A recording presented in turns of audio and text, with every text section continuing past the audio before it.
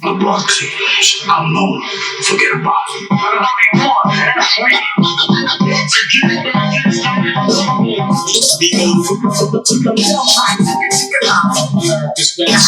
Yo, what's up? Welcome to episode 6. It's episode 6 now. Welcome to the Crispy Podcast Talk Show. My name is Crew. People call me Crew the Woolly. So, tonight we're gonna talk about a lot of stuff. Every episode is a lot of stuff lah actually. And I just want to say thank you to those who's been listening to us. Those who have subscribed, follow our Instagram, YouTube and things like that. Thank you so much, and hopefully so far okay lah, huh? Hopefully you guys enjoy the content that I put on and things like that. So, alright. So tonight is a special guest.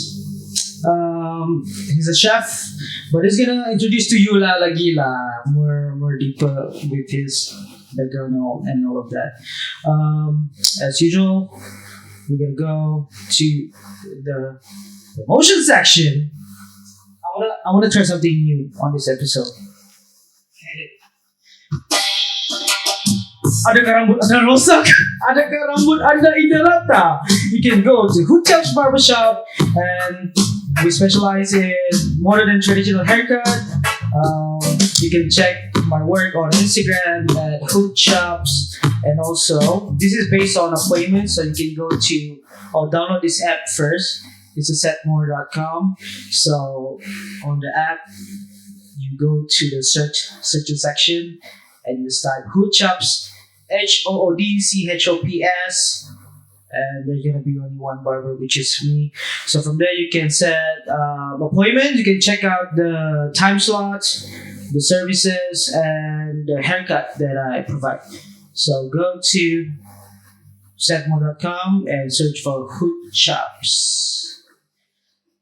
Ladies and gentlemen, Mr. Jaeger. Hello. Thanks for inviting. Yes, everything like in package, bro. Yeah, bro. Like chef attire, chef swag.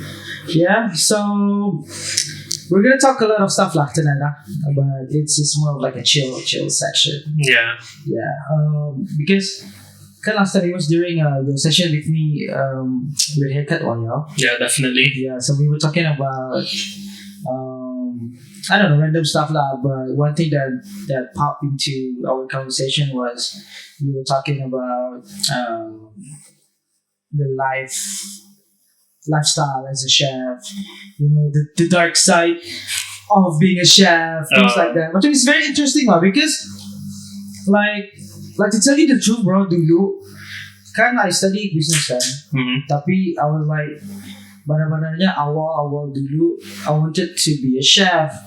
I wanted to pursue like culinary actually. Because I don't know, I enjoyed being a chef actually. I enjoy cooking. I enjoy like food in general lah. Tapi at that time, since my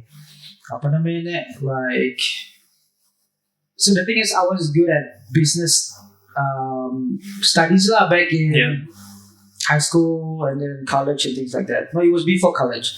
So I wanted to apply for culinary. Sekali the principal, he said like, sayang juga you wanna change into culinary because your business background, business studies is good bah. Sekali I talked to my dad kan, then my dad was like, handle saja business lah. And now I regret taking that route, bro. Because patah mau belajar. But yeah, I mean, to the point lah, macam I want to pursue it. Sekali, yeah, it take another turn lah. So anyway, like, okay, our conversation last time, it was more into, because nobody knows exactly like the lifestyle of a chef. Yeah. Especially in Brunei, you know. Because like if overseas kan, you can see them on YouTube, TV like that. Yeah, TV chefs. Yeah, things like that. Macam you can see lah a glimpse of their fame lah. Tapi the thing that people don't talk about is behind the scene. Yeah, that's true. Yeah, and then like, yeah, knowing you coming from you, you can share it in a wide spectrum lah, huh? There's a lot of things to talk about, right? Yeah. So basically like I know Jaeger from Jiu-Jitsu. Yeah, man. Yeah, he used to do Brazilian Jiu-Jitsu and then now Pinchen. Hey, don't say that. Easy. So he'll be back. When was that, yo? Like 2000 berapa? 2015? No, 2016. 2016. Yeah, I was thinking it was the middle of the year or towards the end. Yeah. I was severely injured and I was brought over with my friend saying that, hey, do you know what? Jiu-Jitsu doesn't use your legs, bro. Because I tore both my thigh muscles. Yeah. And he's like, bro, just come over and just give it a shot. And I give it a shot. And guess what? The day I went for class is the day I saw my doctor again. What? Gila job. But that one, was it in Brunei? Because I know you went to KL, ba? I did. That was before KL. Yeah. So you started Jiu-Jitsu in Brunei, kan? Yeah, I started Brunei. Yeah. It was when it was still in Bushido. Oh, okay. Then after that, you went to KL to studies, right? Yeah. Yeah. It was quite a, what do you call it? It was very wild, man. We were like training a few months. Yeah. And somebody was like, hey, you know what? Just join us for KK Sabah. Oh. For the, I think it was it Copa or it was Sabah Open. Sabah Open? Yeah. Yeah. So I was there, dude. you compete. Yeah, I competed. Taros, ah. That was real. Yeah. So we're gonna talk about that one. Yeah. Because there's a lot of things to cover. So like for the listeners, like if they want to know you, yeah, can you just like give an introduction, like 10 to 20 seconds? Who is Jaeger? All right. Jaeger is basically my stage name, or someone would call me that is outside of Brunei. But in Brunei, everyone knows by my Chinese name, Wei Hong. Wei Hong. Yeah. Surname is Lim or Yong, but currently I'm going with the Yong surname. Yeah. I've been in this industry since 2015 after I graduated from Chonghua, which is the same school as you went. Yeah. But we were never in the same year, right? No. I'm way younger. Oh, yeah. Senior, super senior, like, bro. Yeah, okay, let's get it. Yeah, so I started in 2015. Towards the end, I was working in multiple places, just like cafes, and slowly reach up to restaurants, middle tier restaurants, and then hotel. But the hotel here is, HBMS. What's that? Hyatt Borneo Management Services. Oh, okay. Yeah. Okay. So you went to KL in 2016. 2017. Sekali graduated, you straight away work here or you work in KL first? I was working in KL. I was doing part-time. And then I also went full-time afterwards. Okay. Which, was it college or uni? What is it? It's considered a college/uni because our course covers almost everything. Can you mention the college? The college is in Inti. Oh, okay. Wait, that's like the Bruneian hub, bro. Yo, bro, right? It's one of the, they call it the Orang Kaya, Sekolah Orang Kaya. Sekolah Orang Kaya Brunei. Yeah, for Bruneians, there's either like 3 options. Yeah. No, 4. There's actually Inti. Yeah. I could say you could rate at the most bottom out of the top 4. And then you have KDU, you got KDU, I heard about KDU. Sunway, which is the prestige culinary school there. Okay. Cordon Bleu. Wow. Yeah. Okay. Then we have the first one was Taylor's. Yeah. So Inti, there are a lot of Bruneian, they study over there. Yeah. Yeah, it's quite famous that one. Nowadays. Yeah. Nowadays it's more of Taylor's.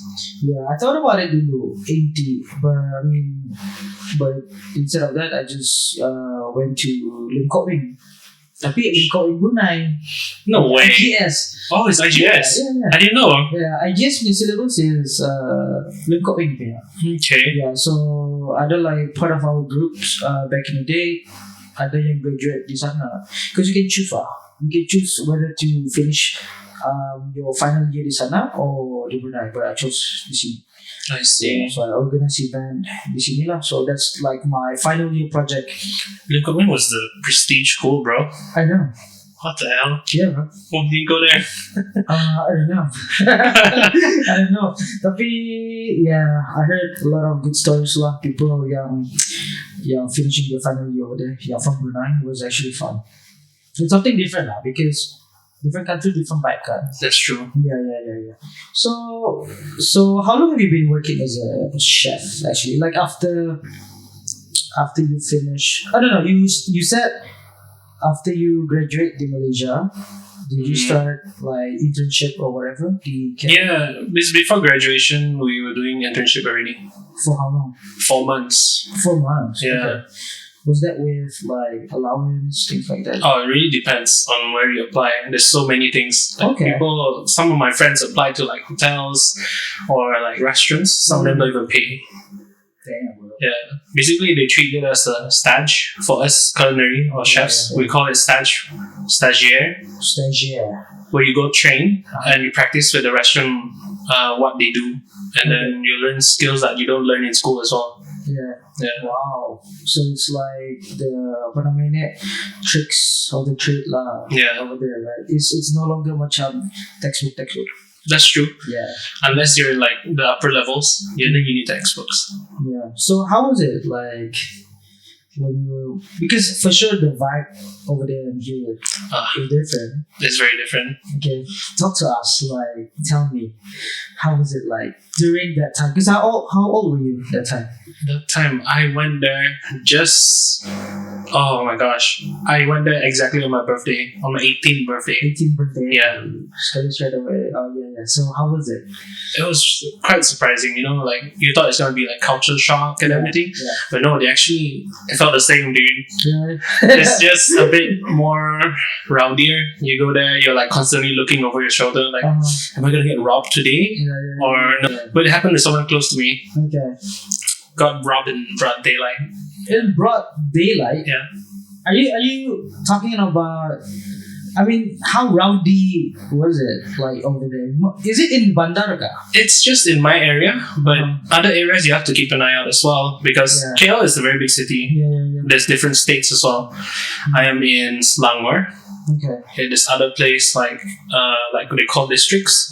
Yeah. There's like the funny one, everyone keep laughing at me. It was like Puchong. Oh, it's in Malaysia, you know. Yeah. Yeah. Well, it's a great place. Despite the name, it's a great place. Yeah.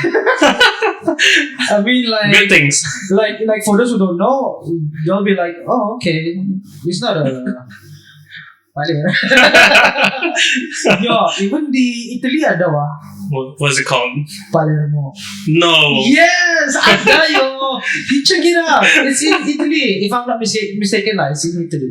Okay, I'll look that up. Okay, so it's in Puchong, Malaysia lah. Yeah, Puchong, Malaysia is just another different part of the city, like a small state. Yeah. Considered state. I'm not sure. Just correct me if I'm wrong. Okay, but there's a lot of areas so like they look shady, but they're actually also quite safe.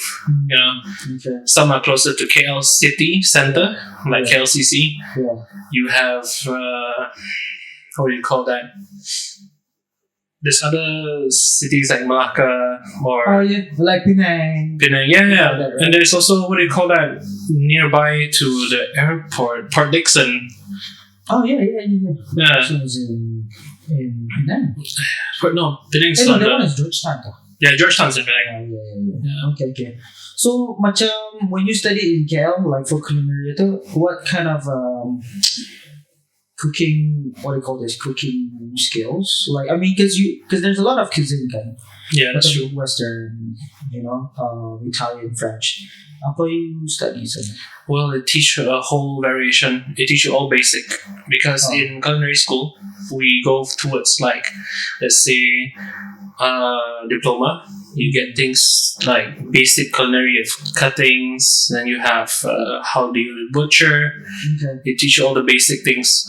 But then when it comes to like intermediate classes, they'll go towards like, okay, focus on cuisines. Then you have Chinese, that is like Sichuan, or you want Hainan style. Then we have like French, Mm-hmm. Italian. Yeah, all those basics will come out. But they teach you only the base, Yeah. unless you go towards like degree or what do you call that, masters. Uh-huh. Yeah, there's different correspondence of like courses, Yeah. because they'll teach you more of like either science or chemistry. Oh, really? Yeah, So it's not involves- just cooking lah. yeah, You have to learn like the science behind it. yeah, that's true. Shit, bro. Yeah, and Yeah, I really thought macam you only learn how to cook, like certain recipes, techniques, and things like that. no. But yeah. There's a lot of other things. Yeah, Wow. there's what do you call that? We how to say that? My course mates Uh-huh. didn't expect coming to culinary schools, and like what you said, I'm gonna come learn how to cook, learn recipes. In reality, you just go there. Yeah. First semester is like basic accountings. Oh. Then you have marketing class as well. Yeah. And you have IT, because it's going towards a more modern era. Okay, yeah. Because I think like the pathway for being a chef in the end, you wanna have your own restaurant as well. That's true. Right? So I mean like by having this kind of skills, it will help lah, big time, right? Yeah. Okay. Oh, so that's what you learn lah. Huh? When do you have to start much specializing in specific cuisine, things like that? Well, that's towards our, let's say, middle of our year. Uh-huh. That's when you start to learn more intermediate courses where you have to learn specific of how the basic cuisine of that country is. Okay. Yeah, like maybe let's say, for example, Thai cuisine. Mm. You will definitely need anything that is sweet, sour, salty, Yeah. and acidic. Wow. Like sour. That's the profile lah. Yeah. Uh-huh. I just repeat sour twice, right? Yeah, I think so. Okay, so it's more of like understanding much of the certain profile for certain cuisine lah. Huh? Yeah. So like among all, which one is your sort of like a favorite things to study lah? No. Which cuisine? Which cuisine? Actually, it's kind of very difficult to tell you because there's a lot. I could tell you now that I specialize in French and Italian, Oh, but I always integrate it with some other cuisine, so I always do fusion. okay. Yeah. So macam ano lah, like Asian mixed with French Yes. kind of thing. Tapi kalau okay, like tell me the dishes lah. Yeah. Apa ada that you created, or I don't know, like you can find somewhere out there yang ada fusion of French and Asian. What would it be? I got one that is, I was called out by my chef in KL back then when I first created this dish. It was an abomination, he said. He's a very great chef. He came back from was it Italy or France? He went there to work, and he told me that what I created was kind of a abomination towards the French. Foul lah, foul. Yeah, dude, I think it's a red card. What was it? I came back and I made this dish called Hainanese chicken pasta. Hainanese chicken pasta. Gila, what was it? Like, what's inside? This inspired me because I'm a avid chicken rice eater back then. Okay.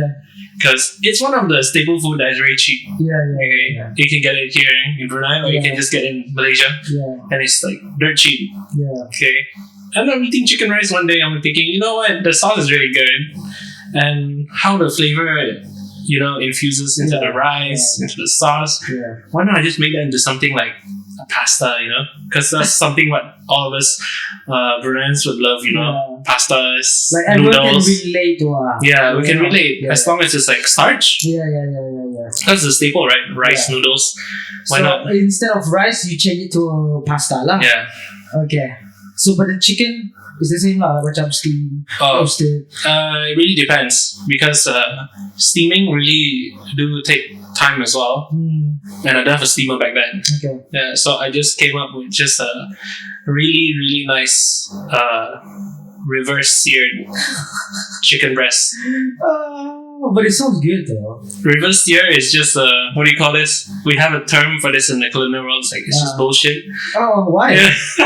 Because you just have to bake it, then after that you sear it again on the skin, just have that color. Yeah. And just to get that crisp lah. Yeah. Tapi, why did you make that? What for? Is it part of assignments or what? No, it's actually that was not even part of my life in KL. It was part of my life here when I came back. Okay. So one of my bosses actually asking, "Can we do something new, innovative?" Okay. I'm like, okay, I can give it a try. Yeah, but it's more like I just created abomination instead. Yeah, but I want to know the reason though, like why he said it's abominations to the cuisine world. Pastas, and it's a dish that I can explain that it's really simple. But to other people, it's like there's so much work to do with it. Yeah, because it's the flavor profile that plays in it. Yeah. It really tastes like a chicken rice. Oh, okay. But you just miss the parts of like the grains of the rice. You're like, what am I eating? Okay. Yeah. So your chef macam didn't agree lah. He didn't agree because he's a very classic chef. Okay, so yeah, because I think macam kan like chef also ada style lah. Yeah. If they like a traditional style, then if you change it into something modern, of course it's gonna conflict lah. Yeah. With their punya ideas lah. But I mean kalau there's a term bro, we call it makanan bujang. Oh yeah. Like sometimes you use something that you have in the fridge like leftover rice, corned beef or sausage, things like that. But you just freestyle the cooking lah.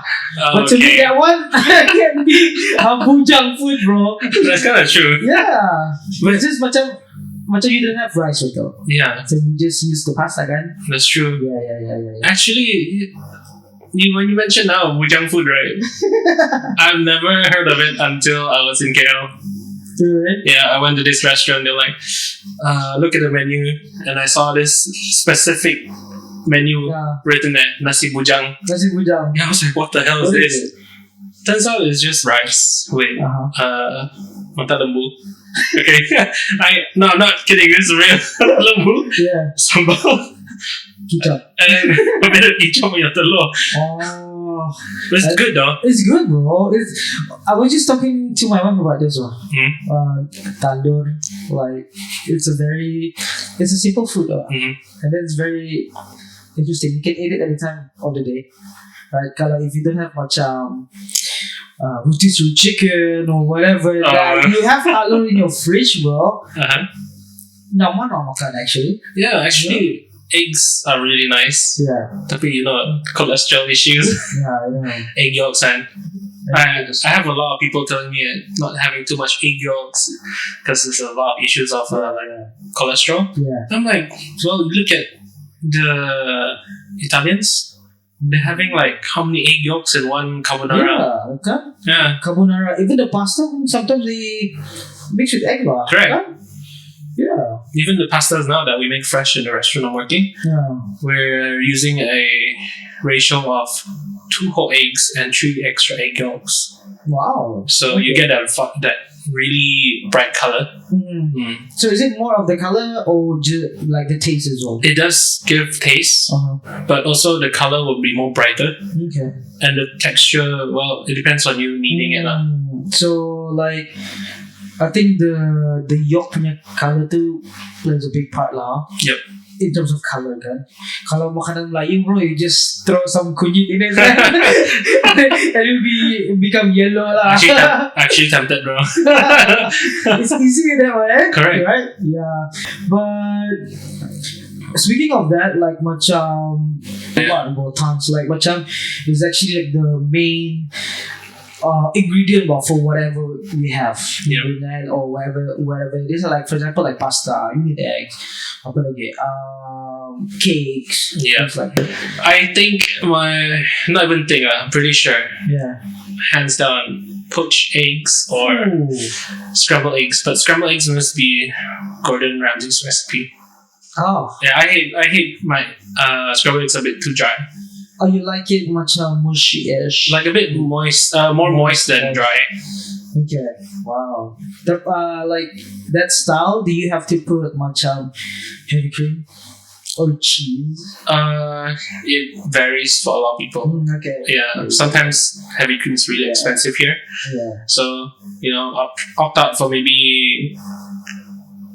I wouldn't say creme fraiche because that's expensive too, but maybe milk. Milk. Yeah, Like regular skim milk lah. you can do any type of milk. It's up to you, but Okay. we rather you have any actual milk rather than skim milk or Oh, okay. almond milk. Yeah, the organic the better lah. Yeah. Sikit lagi bro kan pakai oat milk. Because I'm like, I like oat milk now with my in my coffee. Oh no. Yeah, I know. Getting the trend. So like, okay, Gordon Ramsay punya style. Yeah. What is it? His style is just basically you start with like a cold pan, but you have like let's say 2-3 eggs, and then you start cooking it with just the butter that is still cold. So you just keep mixing and mixing. Okay. So you get that creamy texture and it's a bit fluffy as well. Gila, bro. But is it obvious ka? It's obvious. Shit. Very obvious. You go to any Pakai butter. yeah, if you go to any other like hotels or whatnot, like restaurants that has scrambled eggs, I'm not dissing them, okay, but they're more like if you go and have scrambled eggs right now, it's either cutting like dry Yeah. or it's just like crumbly. Oh yeah, I don't like that crumbly part, bro. You have no moisture. It's a bit dry. Yeah. Okay, so that's your favorite egg recipe lah. Yeah. I think for me, I like this eggs yang di Japan ano, yang on omu rice. Yo, that's cheating, man. Why is it chicken? You went to Japan for it. Tapi di sini ada juga. I mean, you can make it at home. Yeah, that's true. Like, tapi I think I've tried so many times, but like I couldn't get the timing and shape right. The texture? The texture, yes, because kan the perfect omu rice egg in it is it's moist inside, and then the luar is just like so perfectly coated. Like, It's just soft. soft. Macam because I saw this video on YouTube. They always hit the pan like that, and then in the middle they just scramble it, and then they just coat it on the side, make it like a wrap lah, wrapper lah. Then when they flip it. And then flip it on a plate, I think they're perfect well. And at the end, they just cut it in the middle. It's just like, that was a perfect one now. But for me, like, atu would be what I like lah. It's just, I don't know, dapat menjadi lah bro.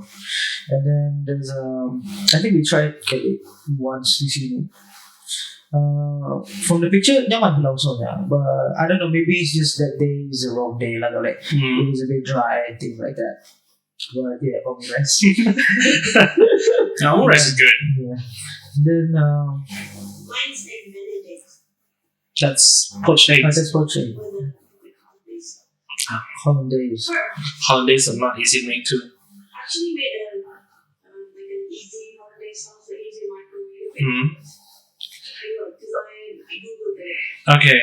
You gotta let the chef taste it. Now you mentioned it about microwaves, right? Yeah. Microwaves are actually a thing, there's a cookbook that's just using microwave. Wow. I have a friend that I used to work with. Yeah. Okay, he's Indonesian. He's a very great guy. Okay. He just surprised me one day because we were in this restaurant that I work. Yeah. Okay, I won't tell where because it's a very good restaurant for now. I won't tell where is it. Yeah. It's alright. They're still good. I'm still close to them. We were rushing because we had this dish that we needed to make called it's one of the mashed potato dish, and I was like, dude, you know what? We're out of time. We can't boil the potatoes. And he looks at me. No worries, bro. I got you. 5 minutes to 10 minutes. What do you mean 5-10 minutes? He literally took the potato, not peeled. He just pokes it with a bunch of holes with a fork. Yeah.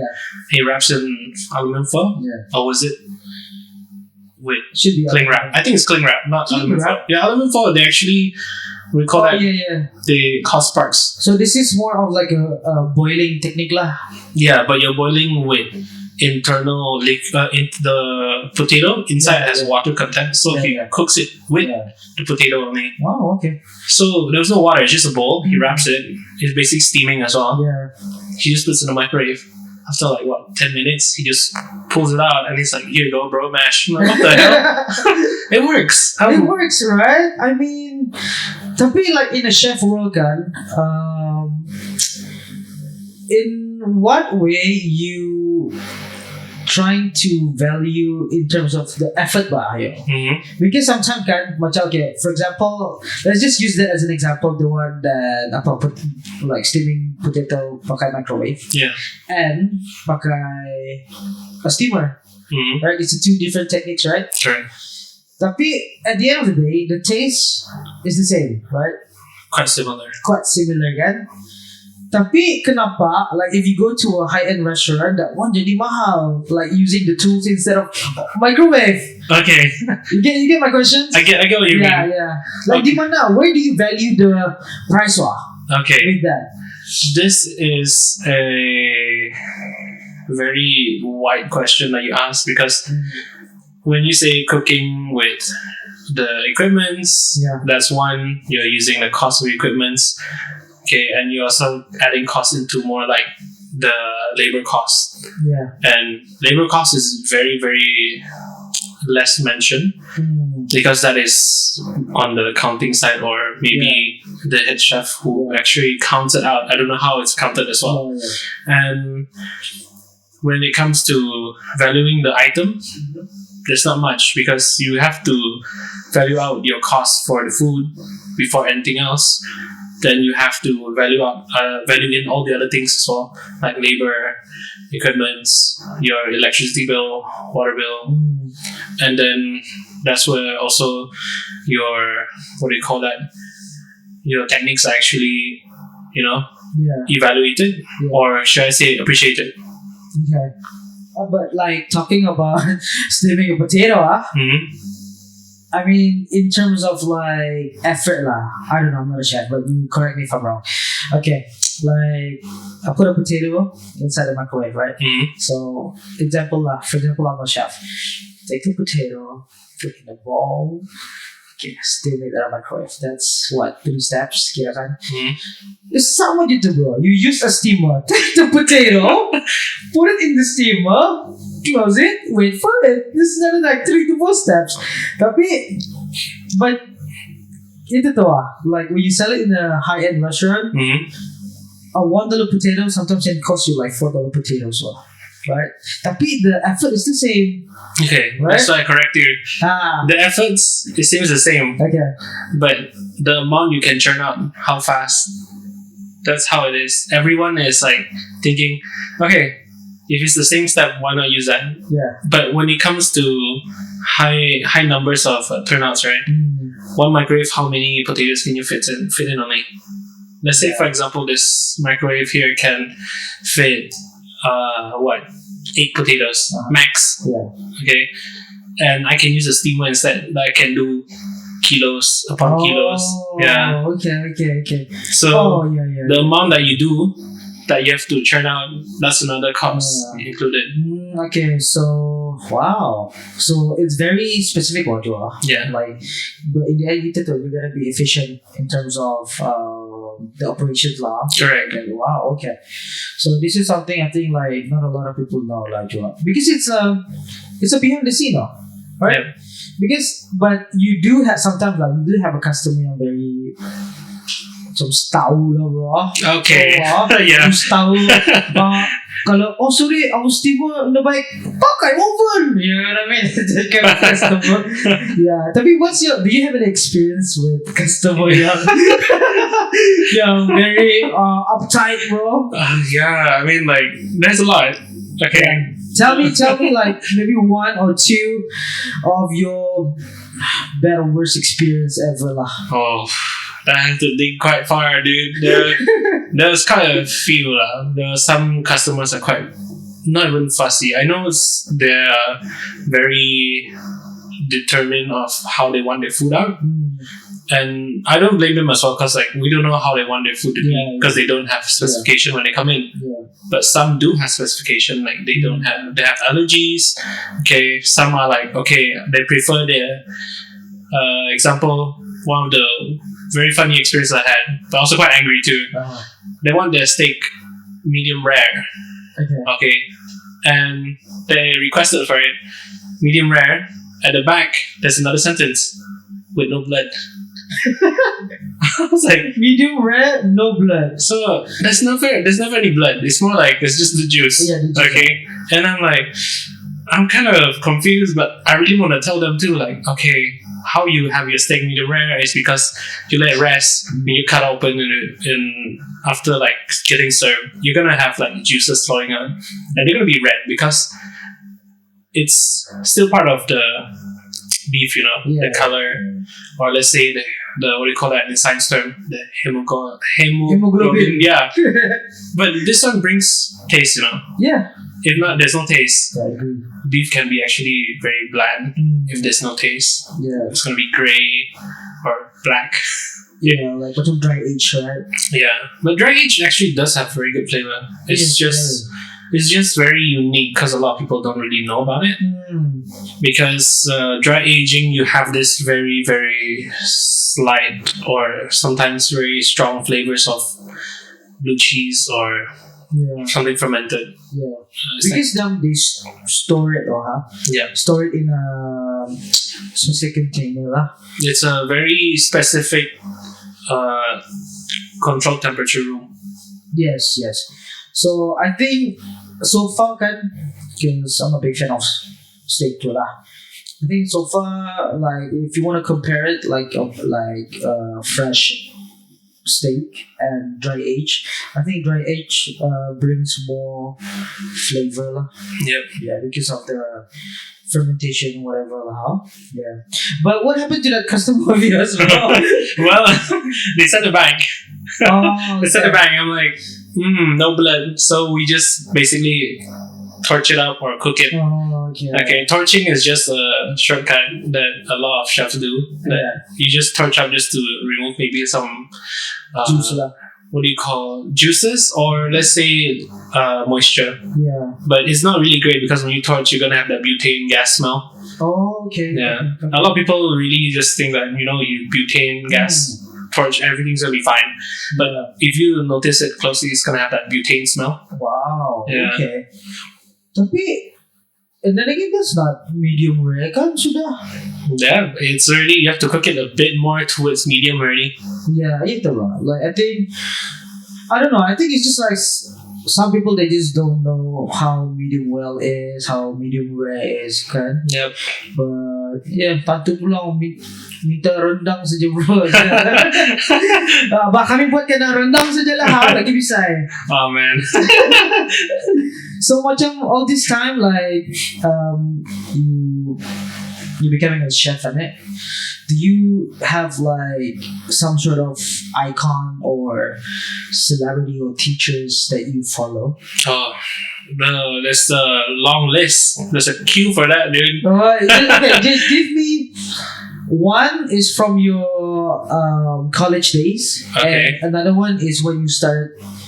When I first started? Started like as a chef lah, your career lah. Okay. Because for sure you have someone to look up to, right? Yeah, definitely. Okay, just tell me one local and one international lah, bro. Oh, you're local here. Here locally, this chef that I know that I work with back in HBMS, he's a Chinese guy. Okay, we call him Chef Lim. Okay. He's at first we all like despise him because he's very loud, marah-marah every day, and he's like he'll come up to you, hey, what are you doing? Exactly what he's doing, and then he already sees what you're doing. He just expects you to explain. Yeah. So we just explain, and then we do our normal days. But he's an icon for me because he shows more of a more responsible superior, taking care of his people. He remembers everyone's name individually. Wow. Yeah, he takes really good care. He ended up before his retirement, he gave me, I think, 2 luggages worth of recipe books. What? Yeah, dude. I think ano ka yang masa muda-muda. Yeah. He's worked in multiple places. Is he local? He's not really local. Mm. He's Malaysian, I think. Okay. Yeah, but he's been in here, Brunei, for quite a while. Oh. It was his last stop, actually. Oh. He's been working multiple places, including Dubai, Singapore, under the same branch called still Hayat. Okay. So, what kind of cooking was he like specializing? Oh, Everything. I mean, like during that time. I could say everything, but he's the man on the go. You say anything, he'll make it happen. Wow. Yeah. Damn, bro.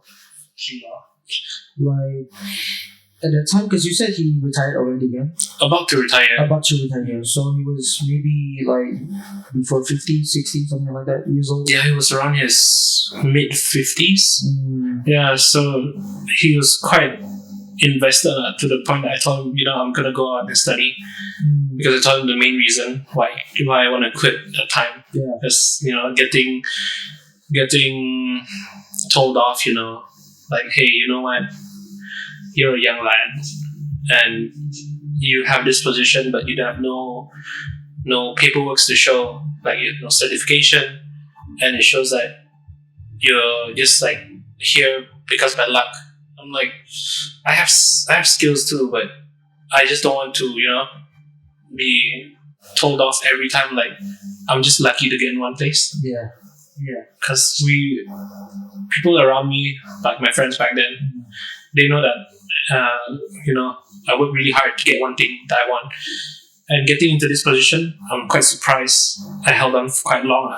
Wow. Was that before your college days? It was before. I started. Oh, okay. I started in high school. Like, I was, 14, 15? Yeah, it should be around that. I think in high school. 14. I started like making food. Yeah. It was quite the run though. It was just because I have we used to do a lot of CCAs, and we have this group for volleyball, and we have trainings, and every time we have competitions, right? You know what? I'll make food for you guys. Make the team feel quite motivated. And then they're like, oh, there's food. Ah, damn. Then they're quite motivated for training. Psych! I sabotage you. Those are times that you just don't care. You just want everyone to be happy. Yeah. And then it just ended up it became what do you call that? Like a passion? Yeah. Because I initially wanted to join the army. Yeah. Wait, in Brunei? Yeah. Why got foreign army? I was quite patriotic, bro.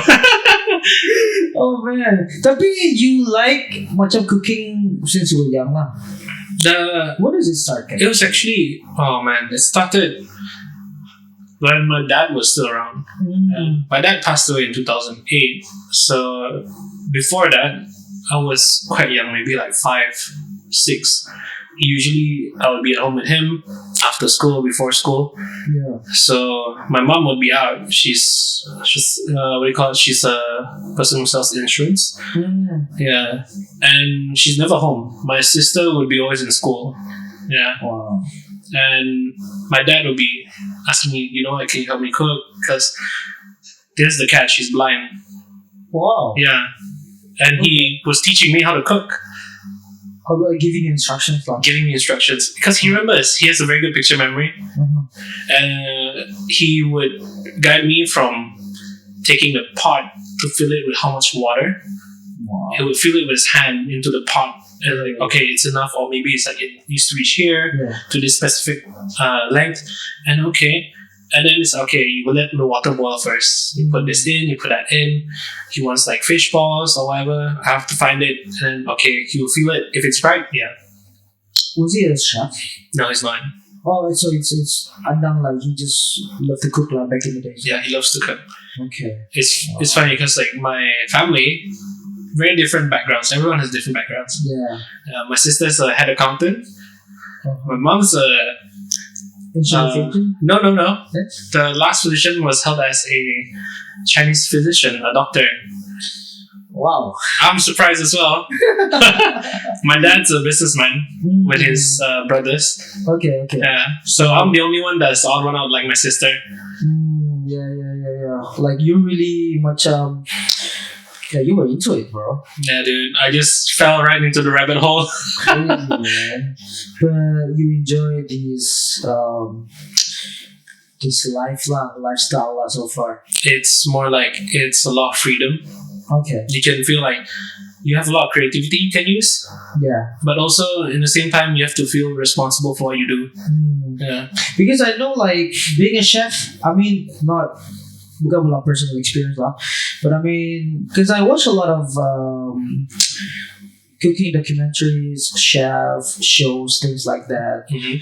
And then, like, looking at macam sometimes when you go to a restaurant, you just know that the lifestyle of a chef is always hectic and busy, bro. Because one thing is like what I know, one thing macam the person who decides like what to buy today, the ingredient, things like that, and what to cook, semua the chef lah, right? Yeah. The head chef lah. And then the working hours as a chef is very long. Very. Like sometimes can go to what 11, 12 hours. No, that's bare minimum. Oh really? Uh, Including like macam preparations and all that, I could be. It could be lama. more. It's like my longest is probably 21 hours. 21 hours. Yeah. What did you do like in that 21 hours? This is considered from going into work, and you have to be. This is only the time checks in when you're already in your uniform, Yeah. and you're in the kitchen already starting. So that's when your time starts. Okay. Yeah, that doesn't include the previous hour where you have to change your clothes. Yeah. Because like preparation pun also you have to do like the Preparation. cut things and that, right? Yep.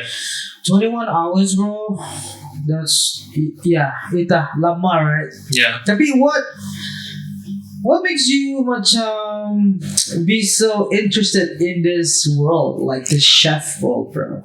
Can you tell me? Like, maybe you can share this with the listeners, lah. Because nobody knows what actually, right? Like all we know is just macam okay, order makanan naman, and then because chefnya stay dito, you know. Tapi behind all of that, because I know, because like before we talk about the documentary that you mentioned, the Road Runner, Yeah. Anthony Bourdain. I also watch Hunger. Mm-hmm. So macam that's just few examples of where they show like behind the scene as a chef lah. Yep. Tapi in real life, everyone knows that it's really hectic. It's really long working hours and things like that. Tapi for you personally, what made you want to do it? You know, what's in it? You know, What's in it for me? I get to feed a lot of people, but they still pay. yeah, Okay, but honestly, thinking about the answer, this is really based from very long ago when I decided to take on this industry. It's really the grind, you know. the grind. Yeah, We talk about this, huh? We Yeah. talk about the grind, bro. But yeah, it's really satisfying. Like you had to start your day just to prepare the food, and you have to make sure that it's gonna be as good as you're gonna expect when it goes out, because you're gonna prepare the food towards what you are good at, what you prefer, but also you have to make sure it is suitable towards your clients, yeah. your customers. Yeah, so really it comes to the answer of the grind is just really dragging me in all the time. Because I think like you're the kind of person if I put you in the office to do paperwork, you'll be like, hell nah! I would say hell no if it's paperwork that's not involved in my industry. Yeah. It's the grind. Yeah. Can you like elaborate more on the grind part? Like what kind of grind are you talking about? Like, because I know it's not always what do you call this? There's a term. It's not always rainbows and Yeah, butterflies. rainbows and butterflies in this industry, guy. Yeah, that's true. But yeah, just share with us like what is it like? inside the kitchen, okay, there's two kind of views that you would see. I would say one is the FOH, what we call is the front of house.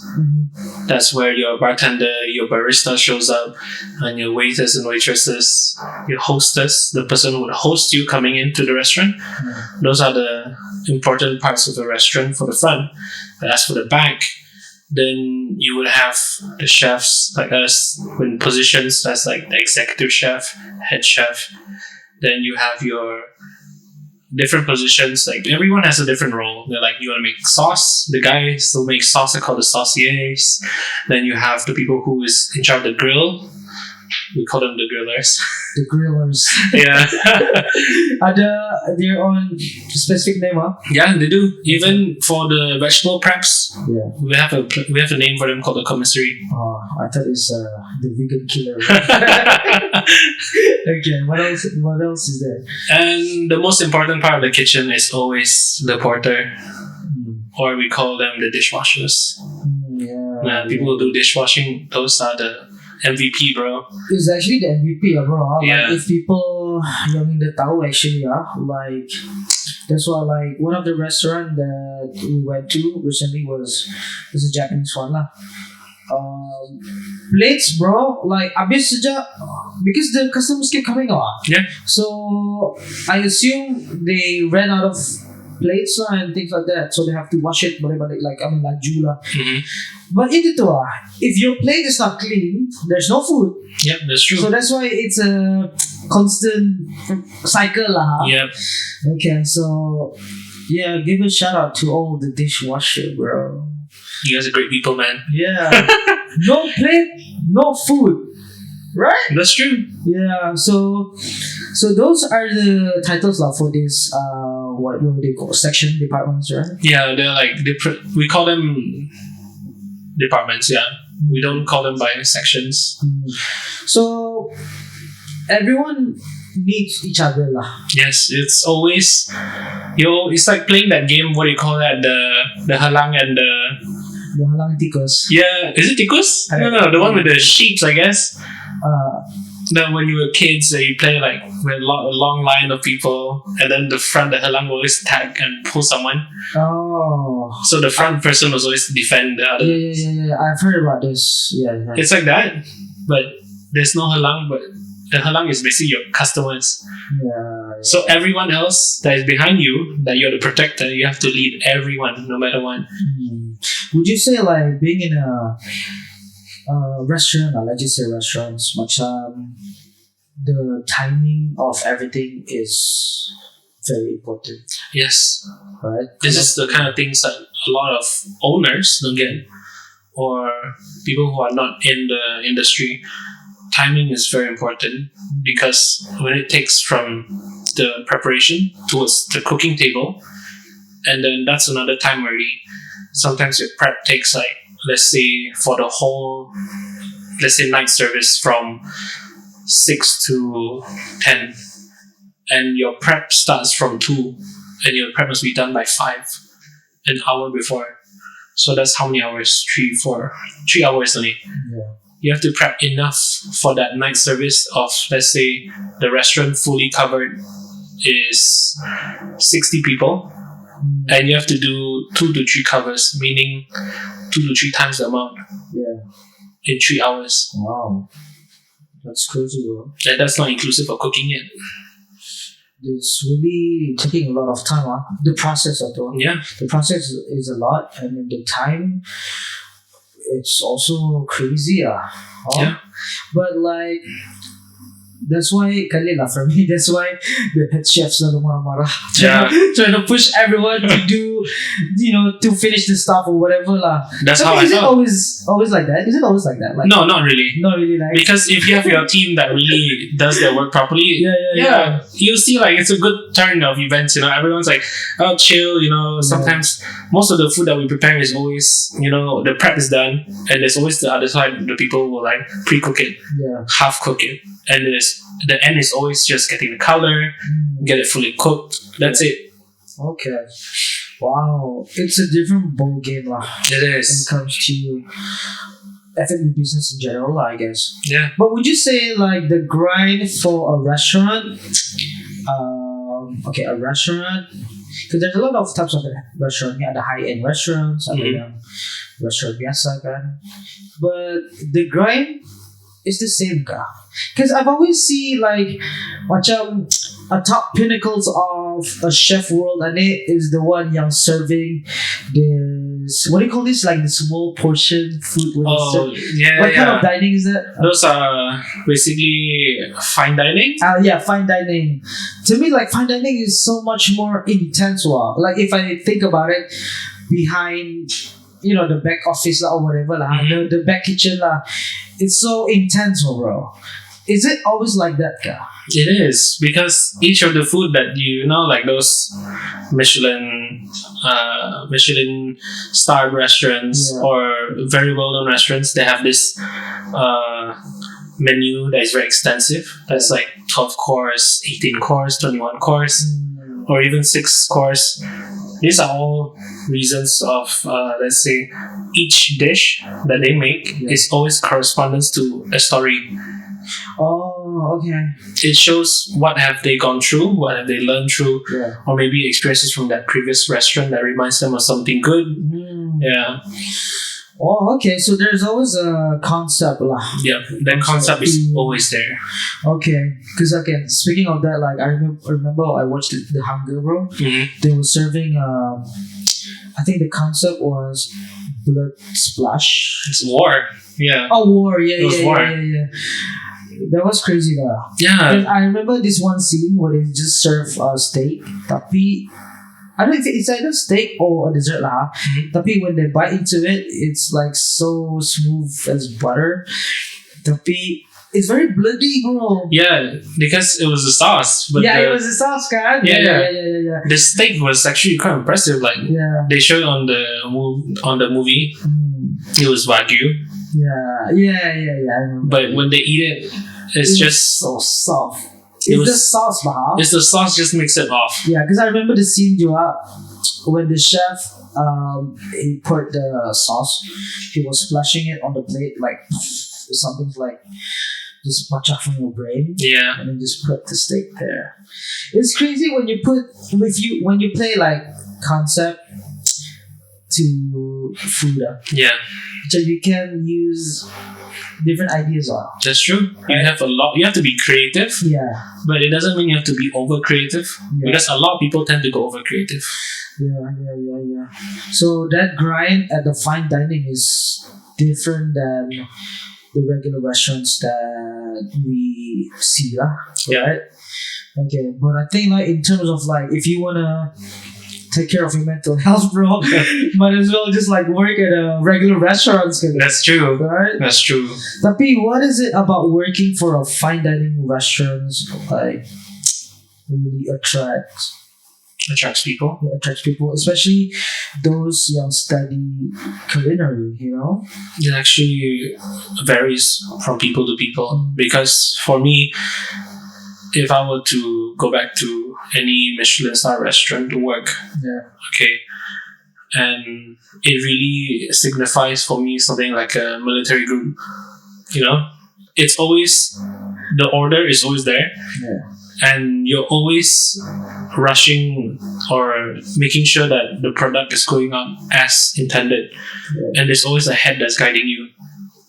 Yeah, It is like in a military, yeah, you have your super leader, the followers, like you just gotta, because the leader too is the head chef, yeah. Head chef, right?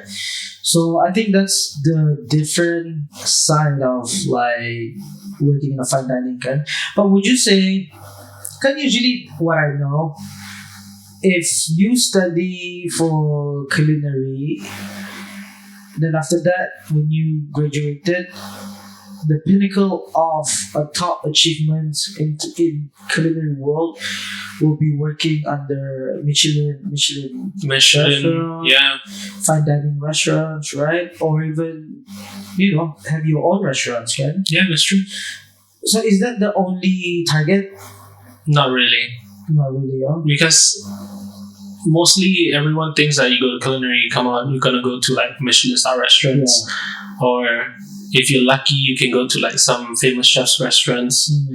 But what's the goal? That's the question I always like to ask people. Yeah. Do you want to work with them forever? Do you want to achieve that goal just to work with them, or you just want to have it as a, you know, like a trophy on the wall? Yeah. Like I work there, that's it. Yeah. How? Because you told me before you worked at a Michelin restaurant, kan? It was a while only Yeah. because it was because we were starting up at this hotel. Yeah. And we were needed of people, and somehow I volunteered in one of the exams, and luckily, not even luckily, I was the only one who passed the test. Oh.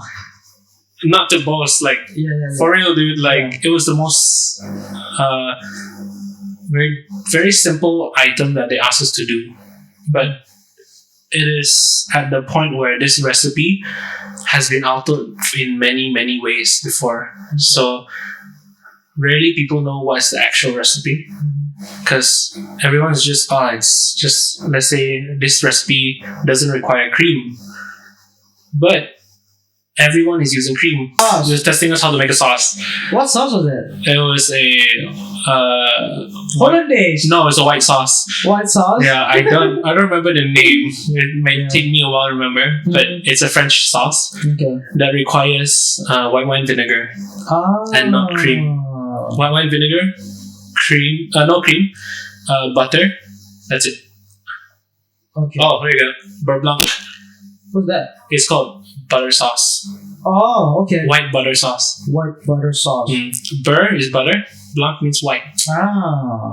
Okay. Wow. I learned something new today. A bit of French. A bit of French. Yeah. So, okay, like we have French cooking, Yep. Italian, Japanese, Correct. right? What else? Mexican. Mexican, Middle East, things like that. Yeah. Those are considered continental cuisine. Okay. So, what is your favorite cuisine Just of now. all? Let's say now. Yeah, now. I'm pretty sure it's Korean cuisine. Korean, huh? Oh, Korean. A lot of fermentation. Yeah. What is your thought on Korean food? Because I went to Korea with my wife last year. This is to me. In Korea, the food was more organic. Macam they don't really put like extra ingredients, MSG, MSG, things like that. It's very organic. So to be healthy lah, actually Korean food, right? Tapi yeah, I think in Brunei, that's what I'm saying. Like macam when I went there, tried something like one of Korean food, kan, the taste was so different. At first, macam I was like, naman lagi Korean food di Brunei ni. But then again, after that, I thought to myself, in Brunei, most of the food here is catered to our palate. Correct. Right? Di sana, it's catered to their palate. Tapi the only similar things that I found was that we do have a similar palate because they consume macam fermented food lah, macam kimchi. In Brunei, we have like jaro, things like that, right? Macam ikan masin. So macam it's not so much of a different one. It's just how we use it and how we cook it lah. That's true. So that one is very interesting. Like to me, that the palate is kind of similar-ish. It's just they're more on the healthy side. Correct. They're very clean. Yeah. And then the fried chicken pun, nyaman lah. That one. The fried chicken is not as oily as what we have. Yes, surprisingly, huh? But would you say like the oily against the nyaman, it will be? That's kind of true though, because we were taught that oil actually brings flavor. Yeah. So when I tasted Korean food, like Korean fried chicken, they're not oily like KFC, you know. But I'm like, why does it taste so good? Yeah. It's like maybe, you know, not even maybe. It's just that their seasoning's really good. Yeah. The way that they prepare it. Yeah, it should be. But it's just nice it's nice lah to differentiate like the different types of cooking I do lah. Yeah. Okay, I want to go back to. I want to talk a little bit more about the grind working as a chef in a restaurant or fine dining or whatever.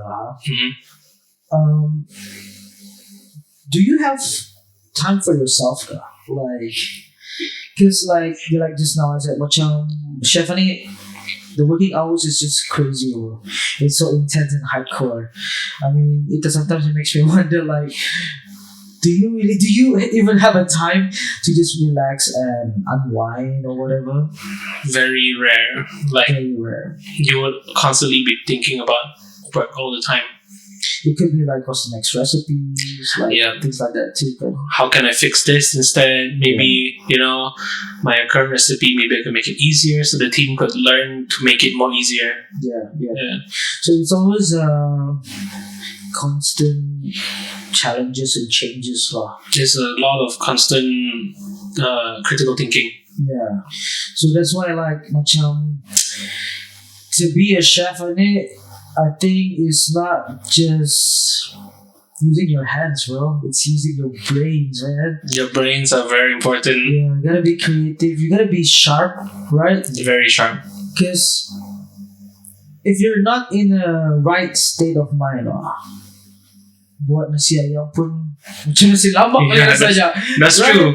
That's true. Kacau Because kacau. it really shows, because if you're like in this kind of like restaurant, fine dining restaurant, or like anything that does plating, it shows when you're like not in the right state of mind. Like you're feeling like moody. Your plate shows everything. Sometimes macam inconsistent. Yeah. And then especially like OCD chef, bro. Head chef. That's true. They'll be like, oh, this is part of the hunger juga, bro. Yeah. It was only, I think, the plating ada salah sikit lah. He was like, just move it.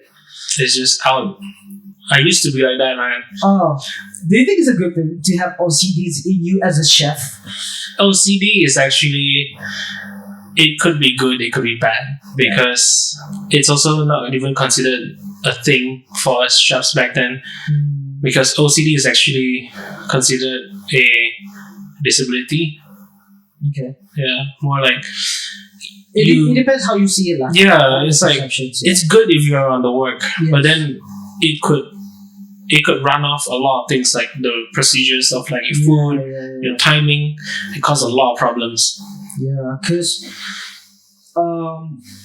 because let's just talk about the Roadrunner lah, bro. Because to me, Roadrunner is actually a documentary about Anthony Bourdain, right? Anthony Bourdain. Because I don't follow Anthony Bourdain like way back from YouTube days. Yeah. And then when he started doing jiu-jitsu, I got more intrigued, bro. Like, what? My favorite chef is doing jiu-jitsu. So macam, I'm a big fan of Anthony Bourdain lah. But it was a tragic event lah, where he passed. This is the thing that I noticed about him, that he is very OCD. Yeah. Too OCD, terlampau OCD, bro. And whatever that is wrong, he don't want it, right? So Sorry. it, like I said, macam OCD can be a problem, Yeah. and in the end, it can consume you as a person, especially like in the chef world, kan.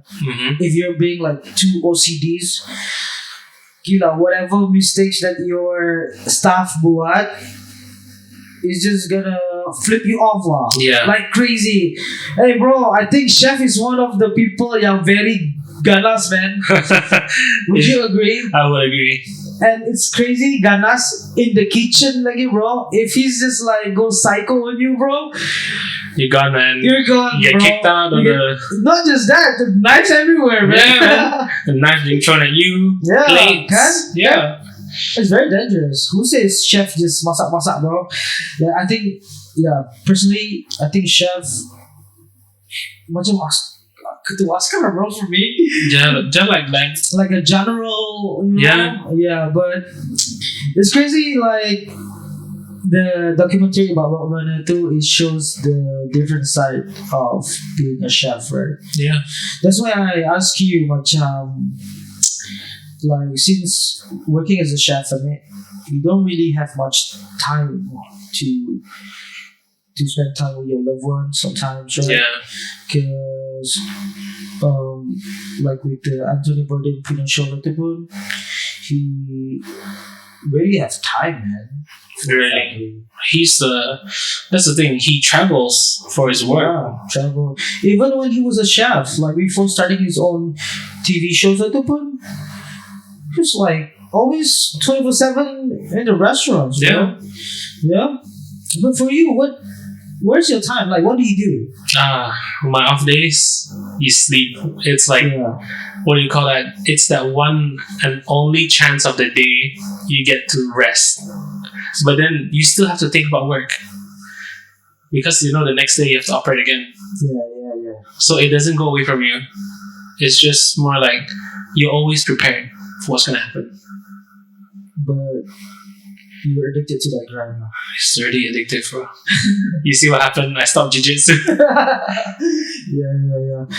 But yeah, I think like some people much of they can understand, huh? Like once you're passionate about something, you have to put like your game on all the time. Yeah. 24/7, bro. Like I think in the end it's about the satisfactions lah. Correct. It's not just for chef. It could be like for painter, artistic, Yeah. or like I mean, look at like you, yeah. yeah, like I do have that much I'm addicted to that grind lah. Mm-hmm. That the obsessions of your work. Sometimes if you do it wrong, it's gonna ruin your whole day. Things Yeah. like that, lah. So I think I can relate with you on that matter, lah. Like you said just now, what if the plating is wrong? It's just gonna give you a bad mood, lah. It's gonna ruin the day. Yeah, it's gonna ruin the day, kan? I wouldn't say it's a problem, but it's an obsession. Sometimes it's good to be obsessed with things that you love, right? Yeah, that's what I call it passion. So, like, can you imagine doing something else? Oh man, I did had a lot of thinking to do. Like, I want to do this instead. Quit the culinary life. Maybe I could teach. Yeah. But then it's like it doesn't feel right. It doesn't feel right. Yeah. You will always you will think about going back using the tools, the pan, Correct. the walking. Yeah, you have to feel the equipment and everything. Yeah. Is that part of your what do you call this? Target one day, just to be an instructor. Well, instructor it's still along the lines, but more like I still want to open my own place up. When you can build something that you can be really proud of, Yeah. rather than working with a lot of people. What do you call that? You can't really gain much. You're just benefiting others rather than yourself. Yeah. That's true. Like, yeah, same goes as a barber, kan? Like in the end, like when you work with someone, in the end, your main target is to have your own place, Correct. to have your own business and just to run it, just like how you want it, Yeah. right? So, yeah, let's talk more about the runner, bro. Yeah. Because it keeps like flashing back to my mind the crazy behind the scene story Yeah. of a chef, because I don't know, nobody really talks about it. Yeah, because it's very rare people talk about it, because we would just rather not say things that would like show you that it really hurts, or what do you call that, shameful towards our side of line, our line of work. But it's just too painful for some people, because some people really cannot relate. Yeah. compared to our work. People Yes. can't really relate because we do it like it's our blood, sweat, and tears. Yeah, because like for sure, about when you work in a team, Mhm. for sure, like there's gonna be a lot of things going on, much of politics, drama, and things like that, and then a crazy head chef like Yeah. spilling oil on you, or just because when I watched Hunger, Mhm. there was this part where this lady chef in it, she was auditioning that kid audition lah. Yeah. I think the head chef wanted to see how she fried the beef. A strip of beef lah. Expensive Wagyu beef lah. I think that was that was not even trial anymore. That was already. Oh, that was already yeah. Yeah. She start working lah sudah. So if it's okay, she tried cooking it, and then the chef doesn't like it because that's not the perfect texture or whatever lah. Mhm. Balik bro, she had to cook it, and then some point the chef was like yelling on her face, like throwing stuff. Yeah. Some point that girl was like crying, slept and practiced the whole night Yeah. just to be perfect until next day. But it's not exaggerations kan barang itu. No, they're not. It happens well. It happens because it's always what do you call that? It's always never shown because Yeah. these kind of things, when you want perfection, Yeah. you have to be really beaten down and then rebuild up. Yeah. Did you have you ever witnessed like firsthand of witnessing or whatever it is, or it happens to you? It happens one. It happened before. Can you share it with the listeners, like, or is it too painful to mention it? I don't think I would share my experience, but I can share this chef of mine. Yeah. Mine is not as bad as his. Mhm. Okay, he had to go through a series of trials and practices because he's in this Michelin star place. And imagine just every time you do something that you already felt that was already right, Yeah. and you're just being shoved in the face, like constantly, hey, this is not great, this is shit. It could be the same taste as what's from the floor. Yeah, dude, you get beaten down really. Kurang hajar. You get It beaten was down. me, bro, gila. You get beaten down really bad. Like just words is enough. And he could just go back to we have this thing called the walk-in chiller, walk-in freezer. Yeah. It's basically a big fridge. Yeah. And he just walks in every 5 minutes, just cry, and then you're done. You just wipe off your tears, go back again, start over again. This is like Hell's Kitchen. Hell's Kitchen is quite very tamed. Very tame. Very tame, huh? Hell's Kitchen sudah tahu. Hell's Kitchen is just a show. Yeah. Yeah. Lots of shouting and screaming and Shouting and screaming, that's because of the communication issues if it happens, right? Mm. Maybe like the communication came from like the front, like, hey, I want this steak done medium rare. Yeah. And then suddenly when it passed on towards, it's like, hey, the steak they want it medium. And you're fucked. Yeah. Yeah. And everyone starts screaming. It's crazy. Yeah. But like going back to your story itu, yeah, was okay like you said, macam okay, go back to the fridge, cry, then after that, After like, 5 minutes, you're back. macam biasa. Yeah, work as normal. And he just held it through until to the point that he's already numb already. He's like, okay. The chef be like, I'll teach you from scratch how you should do the things. Yeah. So that means he already broken you down and he'll rebuild you again just to fit in the restaurant. Is that the culture? It is a common culture, but In- not very common in Asia, Yeah. very common in other places. Okay. I think why is that? Like why is it not common in Asia? Is it macam kan Asians, we are so we have this like humanity in us, Yeah. right? But for sure, other like some restaurants practice that hard, crazy, intense grind. Mhm. Tapi but then again, we try to be humane about certain things, right? Tapi would you say, because I know a traditional way is more of tough love. It is. It's always gonna be tough love. You want to be the best, you have to experience this hectic toughness in the kitchen, bro. Yeah. Because if you want to be the best, kan. And then even though that's like macam it's very hardcore, maybe in the end we have to accept it because it is what it is, Yeah, but right?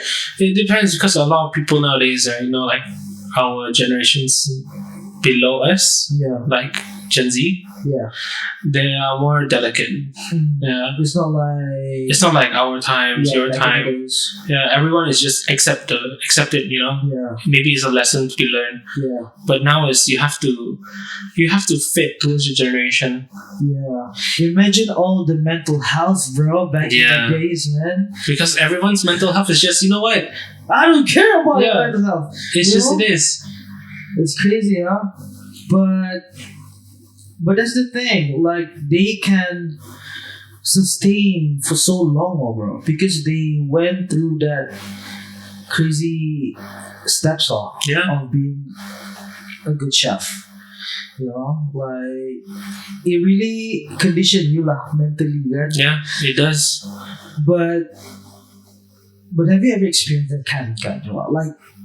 Yeah. It's kind of normal to think about it, like where chef is shouting at you, throwing things like that, Yeah. right? But yeah, I'm sure you have your fair share lah. I have a fair share of it too. Everyone does. Whoever works in this industry, you definitely have it. Yeah, but you're okay with it. I'm okay with it because I feel like it's not more of a necessity, more like it's something you need to go through to understand what it actually feels, Yeah. Every chef will be like angry at you all the time, wondering, hey, you're thinking to yourself, what did I do wrong? But then in reality, you just know that you did something wrong. You just don't accept it. Yeah. Yeah, a lot of people don't accept their faults. Yeah, sometimes, like even little small things, like your mistake on putting too much sugar, too much salt, and you're like wondering, hey, I thought I did it right. No, you did not. Yeah, and you're like, okay, maybe the issue is probably you have to think the problems how to solve it back because it can be fixed. Yeah. Rather than you're like, I didn't do that. Yeah, oh, I did that. I should claim the problem. I can fix it. Yes. Rather than I don't know. I just let it go. Yeah. But in your personal opinion, what advice can you give, like, to those young baru trying to get into this industry lah?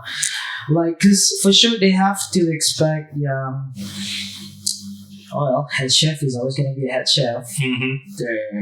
They're always gonna be firm and strict about certain stuff, kan. Correct. If you're not strong mentally, or you're fucked, bro. But what would you advise to like people who macam baru wanna venture into that? Who just ventured into culinary? I would say my one and only advice is be flexible. The other one would be how do I put this into words? Have ego, but not too much of it. You need ego to stand on top, because everyone's like, you have to put your ego down. That was my mistake. Okay.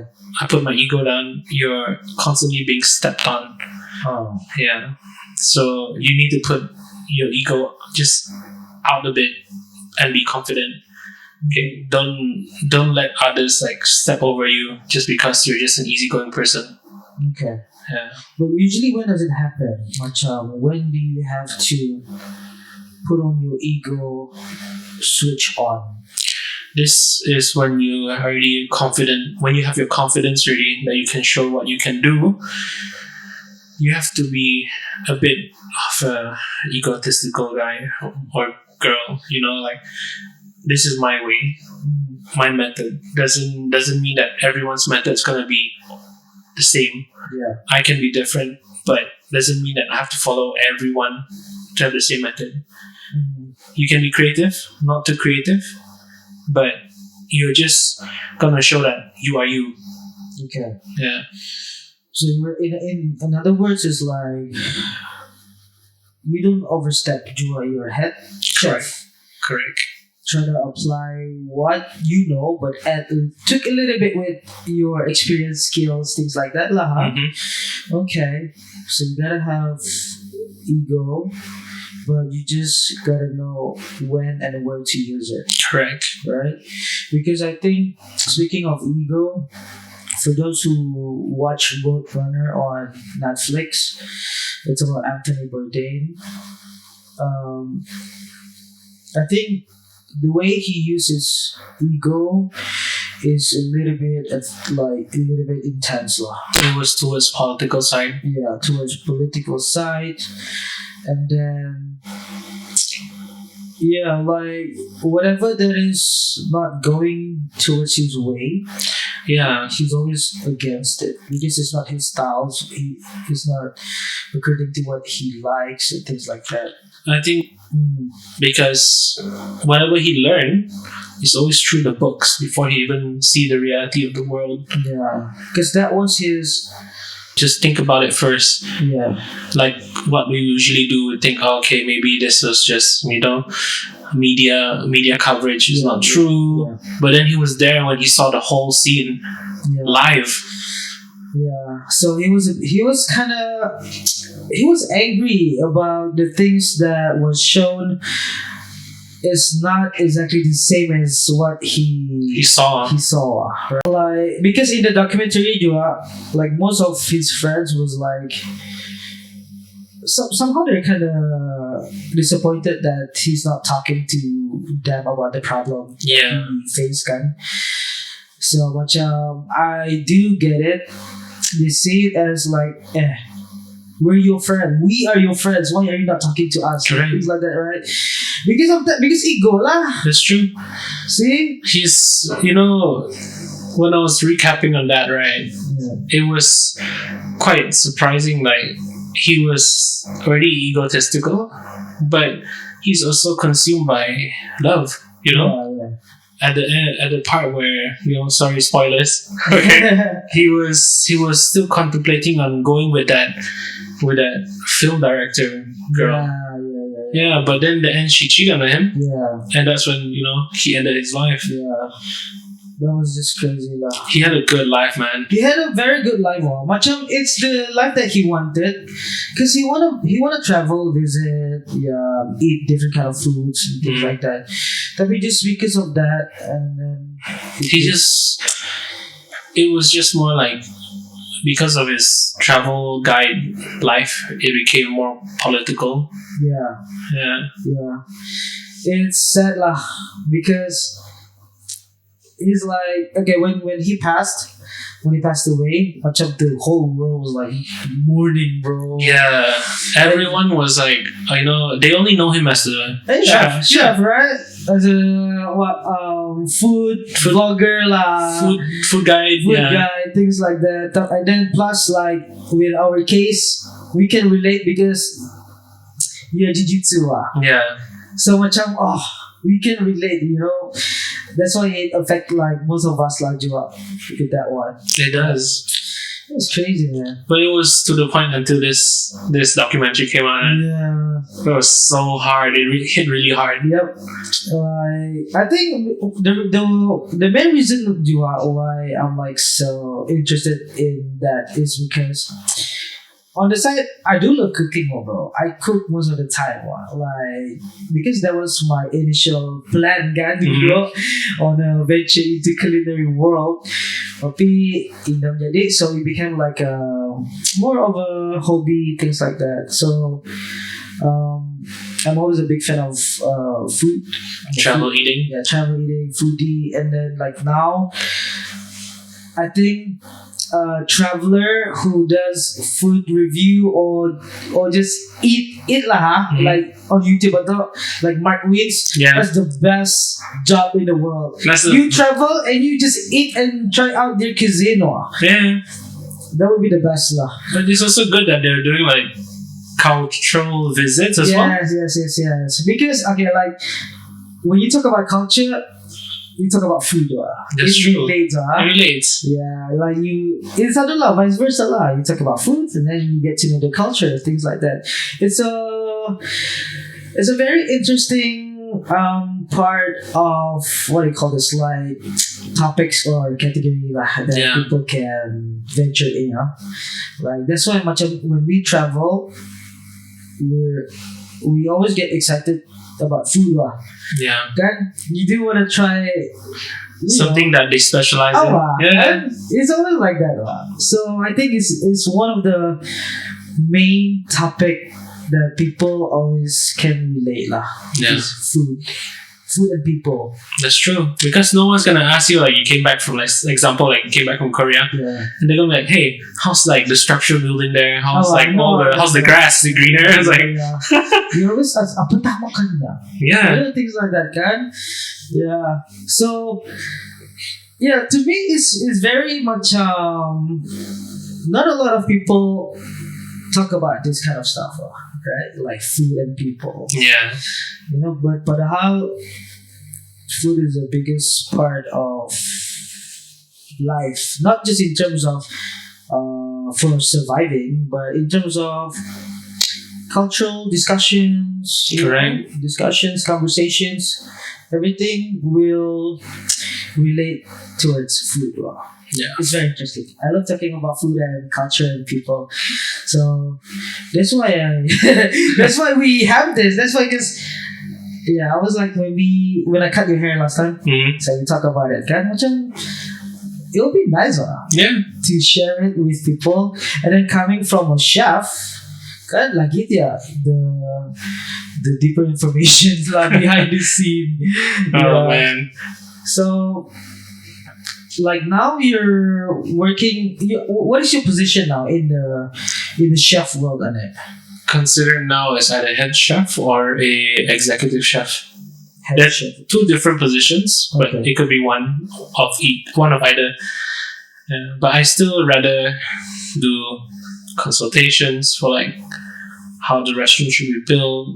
Okay. Yeah, Okay. how what equipment they should get. Because been back here for like 3 years, I've seen a lot of restaurants are not even poorly built. It's just you have the right things, but you're building the place wrong. Like you don't have what's important for me in the kitchen. Yeah. Let's say you have a proper dish pit where you have to do dishes. You need a hot water heater, hot water Yeah. to do washing because it's so efficient. Okay. And your drainage system is so important too, Oh. because a lot of restaurants here that I know of, that the restaurants always have this kind of funky smell that you notice because the drainage are always connected from the toilet towards the kitchen, and then there's towards the grease trap. You could smell everything. Yeah, okay. Yeah. It's always important on all these things because everyone doesn't see the details of the building Yeah. because they're just coming, oh, the food here is good, we just go and eat. But the little things that distract you, like the smell, yeah, Especially, like if you're working in the kitchen, kan, when everything is connected, like you said, Drainage. the drainage and things like that, kan, it does really play a big part of. But that's what I'm saying as well. Like to be a chef, you need brain. I mean, I feel like we've been training in KL, even like studying. Yeah. I don't think we're like chefs, dude. We could just end up as accountants, auditors, engineers, architecture, everything. Like it runs, even marketing. What is your plan in 5 years' time? Oh, everyone asked me that question. Oh, really? Wow. 5 years time. 5 years' time, like, what is your plan? What do you want to achieve actually in this culinary world? If I were to answer you this probably 3 years back, I would just tell you that I just want to get either a Michelin star or a James Beard Award. Yeah. But now I just think that I just want to have a place that can represent my food Okay. rather than getting any achievements at the moment. Yeah. I want to represent something that is maybe my culture. I honestly, either my culture or just something that I have like gone through with a lot of people that inspired me along the way. Okay. Do you have a specific terms or style with your cooking? Like I said earlier, I think it's, you could call it fusion, Asian fusion. Asian fusion. So yeah, thank you so much, bro. Like, I think we covered a lot, like what we want to talk about since last time.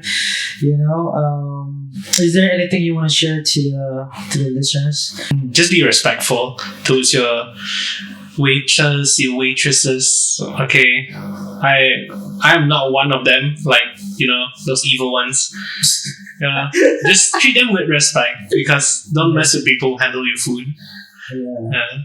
Because you know what they can do with it. I've seen quite a lot of people did some bad stuff back then, so just be wary. Yeah, I think in the end,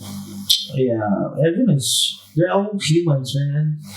They have their own grind, their own stress, problems and all of that. Keep in mind, just everyone has a feeling. That's why. Yeah.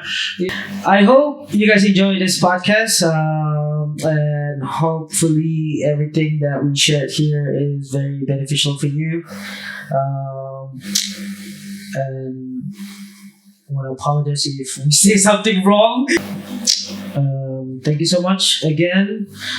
Thank you, Jaeger. Thank you so much for inviting. Yes.